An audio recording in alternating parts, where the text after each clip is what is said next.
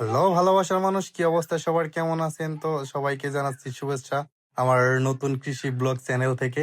আজকে আমি যাব গরুর জন্য ঘাস কাটতে, আর আপনাকে দেখাবো আমাদের এই গ্রামের সৌন্দর্য, কত সুন্দর মাঠ আর কত সুন্দর পরিবেশ। এইবার আমাদের গ্রামে বেশিরভাগ চাষ হয়েছে ভুট্টা। তো ভুট্টাতে হয়তো লাভটা অনেক বেশি, এর জন্য সবাই ভুট্টা চাষ করছে, প্রায় দিকে ভুট্টা দেখা যেতেছে। তবে সামনে আছে আমাদের এই যে কৃষি জমি, ধান ক্ষেত। তবে কৃষি জমির মাঝে কিছু মাটি বিক্রি করছে, আর এখানে মাছ চাষ করা হয়। আর আমি ভুট্টা ক্ষেতের ভিতরে এই যে ঘাস পেয়ে গেছি, এইখানে আমি ঘাস কাটবো। এই যে।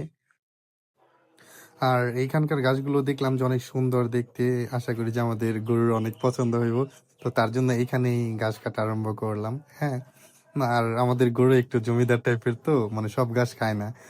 আসলে একটা গরু, তো এর জন্য সব ঘাস খাইতে চায় না।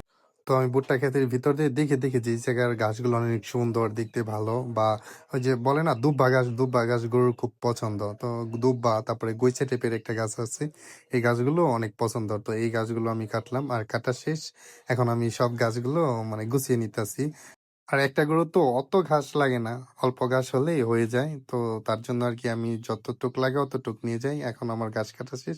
এখন হলো যে আমি গামছার উপরে আর কি বোঝাটা বেঁধে নেবো, জানি না আপনারা কি বলেন, আমাদের এদিকে আর কি বোঝা বলে। হ্যাঁ। তো বোঝা বেঁধে নেবো গামছা দিয়ে।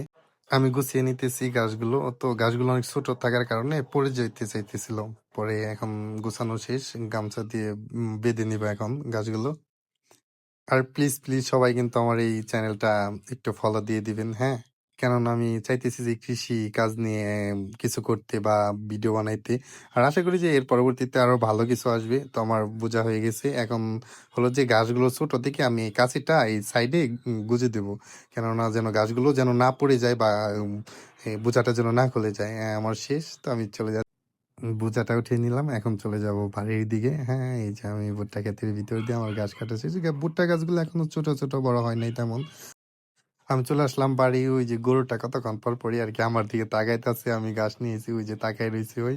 হ্যাঁ, এখন আর কি ঘাস, এখানে আমরা ঘাস রাখি। তো এই যে এখন গামছার গিটটা খুলে দেবো, গিটটা খুলে গরুর এই ঘাস দিয়ে দিব। আর গরু তো অনেক খুশি হইব, কেননা হইতেছে কি মানে একটা স্পেশাল ঘাস আর কি। গাছটা অনেক সুন্দর হয়, খুব মজা করে খাইবো। আর শিংগুল দুইটা অনেক সুন্দর হয়েছে আর কি, আর খুব পাজি। তো গুড বাই, আজকের ব্লগ এখানে শেষ।